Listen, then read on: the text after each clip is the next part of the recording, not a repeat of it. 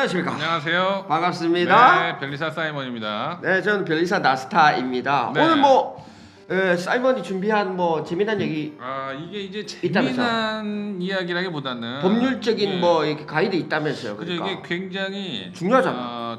당혹스러운 그렇지. 사건이 될 수 있는 그렇지. 그런 일입니다. 이게 개인 사업을 하시는 분들, 이게 영세업 포함해서 개인 사업 하시는 분들이 굉장히 주의 깊게 들었으면 좋겠어요. 그래요. 뭔데요? 바로 무슨 얘기냐면 선사용권에 대한 이야기인데요. 이게 선사용권이 뭐냐? 상표. 그렇죠. 그치. 뭐 이게 특허도 마찬가지지만 그렇지. 자, 상표에 대한 선사용권에 대한 말씀을 한번 드리겠습니다. 뭐냐?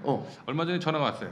전화 누구한테? 저희 아는 분의 소개를 받은 어떤 한 개인 사업자께서. 그렇지. 자, 이분은 의류 사업을 하시는 분이었는데, 자, 이분이 전화를 하셔가지고 상표 경고장을 받았다.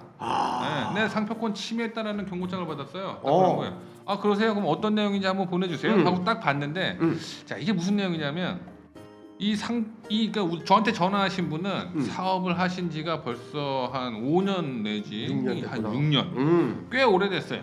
근데 최근에 상표권을 등록받으신 그 누군가가 내 상표권 침해이니 간판을 내려라. 그렇지. 나는 내 상표권 침해다. 그리고 손해배상을 얼마 해야 될지 그거는 산정해서 다시 알려주겠다. 라는 내용의 경고장을 보내고 약간 이제 놀란 거죠. 그렇지. 야, 이게 5, 6년을 사업을 쭉 진행을 하셨으면 아무 일도 없었는데. 아무 일도 없었고 그 다음에 단골들도 생기고 이제 사업들이 막 확장이 해 나가는 온라인을 통해 이제 이름을 알려가고 하는 이 시점에 갑자기 내 상표권 침해 경고장이 딱 들어온 거죠. 그렇지. 네, 그래서 제가 이제 한 말씀을 드렸죠. 괜찮습니다. 괜찮다. 네, 첫째 괜찮다. 자, 왜 괜찮냐? 상표권에는 이 침해, 상표권 침해가 되지 않을 수 있는 여러 이유들이 이유들 있지. 중에 선사용권이라고 있어요. 자, 선사용권이 뭐냐? 상표권의 출원 전에 내가 먼저 쓰고 있었다. 그렇지. 첫 번째. 그 입증하면 되지. 자, 그 첫 번째가. 두 번째로 뭐냐면 내가 꽤 유명하다라는 게 증명이 되면 이 두 가지가 입증이 되면 상표권의 침해가 되지 않을 수 있습니다. 그래요? 네. 근데 아까 네. 주장한 사람은 상표권은 지금 쓰고 계시는 그 의뢰인하고 상표 비슷했나? 상표는 똑같죠. 똑같구나. 네. 똑같았어? 상표는 완전히 똑같고요. 그렇구나. 지정 상품, 그러니까 상표권은 항상 이 상표를 어디에 상품에 쓰는지 쓰겠다. 이게 지정해야 이제 되잖아. 매칭이 되어 있잖아요. 그렇죠. 자, 그것까지 똑같았어요. 그럼 일단은 기본적으로는 침해인데. 그렇죠. 침해는 맞는데 그럼 본인도 놀란 게 침해는 맞는 거죠. 맞는 거지. 내가 쓰고 있는 상표 그 자체니까. 그렇지.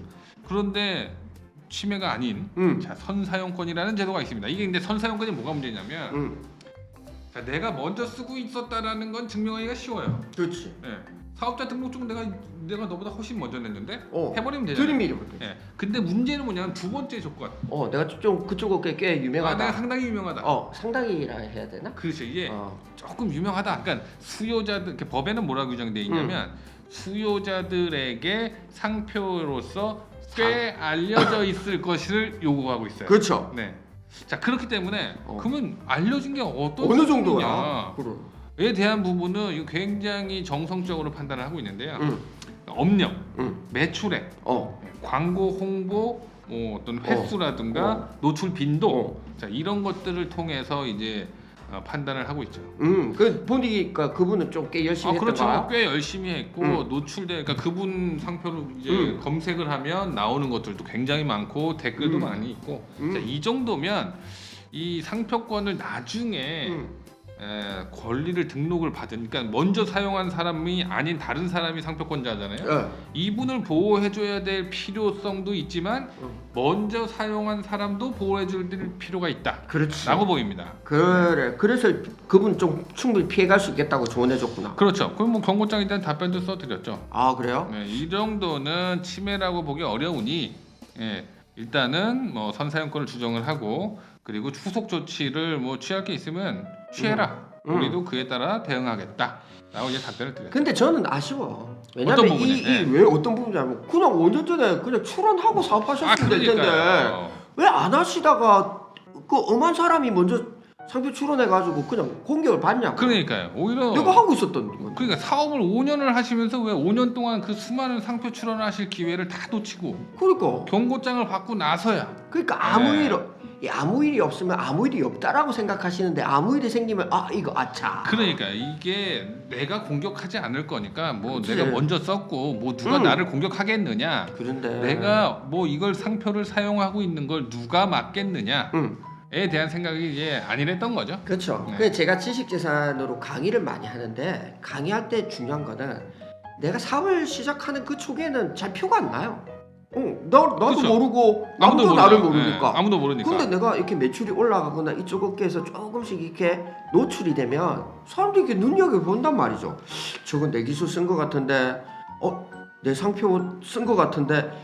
그때서야 뭐 소송이 나오거나 뭐 경고장이나 분쟁이 나오거나 뭐 레터가 날라오거나 막 이렇단 말이거든요. 그렇죠. 그러니까 지식재산권은 기본적으로 내가 장사가 잘 될 때 그때 부각되는 거예요.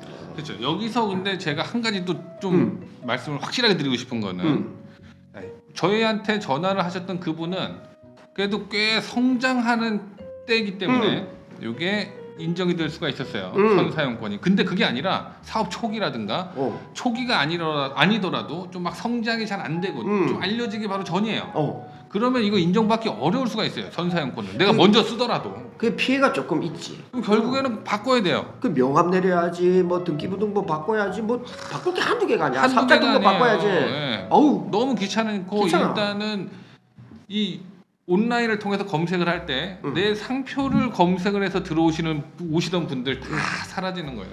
그러니까 다시 다 시작해야 되는 다시. 거예요. 네. 이거 그냥 이겁니다.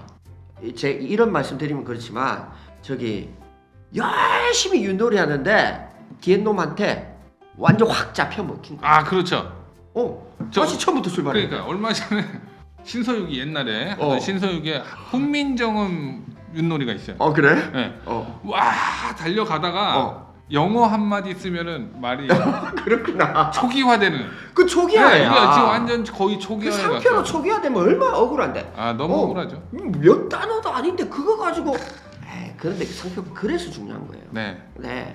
이야 재밌는데. 이 선사용권을 정말 그 보호를 해주기 위한 먼저 사용한 사람을 보호해주기 위한 제도이지만 사실 상표제도 자체가 상표권자를 보호하고 이 경업 질서를 보호하기 위한 거기 때문에 어느 하나의 상표가 동일한 상품 또는 서비스업에는 한 개만 존재하는 게 원칙입니다. 그래서 두 개를 공존하게 하는 게 예외이기 때문에 선사용권은 굉장히 제한적으로 인정이 된다. 자 그렇기 때문에 내가 먼저 썼다라고 해서 안심해야 되는 그런 상황은 전혀 아닙니다.